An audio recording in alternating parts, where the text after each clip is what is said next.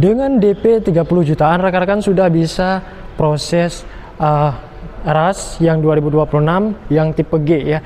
Ini RAS tipe G manual ya. Harga OTR-nya di angka 317 ya.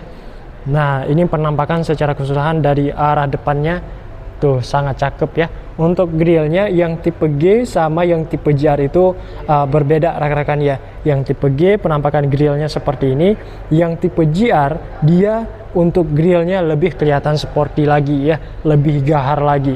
Untuk lampu depan dia sudah LED, untuk lampu sen dan fog lamp dia masih halogen rekan-rekan ya. Nah, penampakan depannya seperti ini.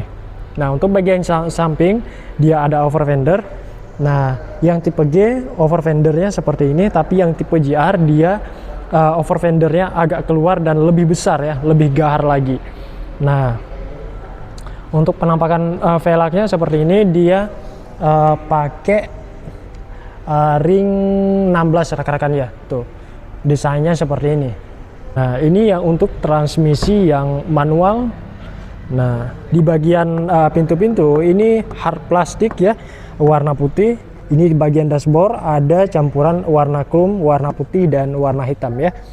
Untuk penampakan dashboardnya seperti ini, head unitnya seperti ini rekan-rekan ya.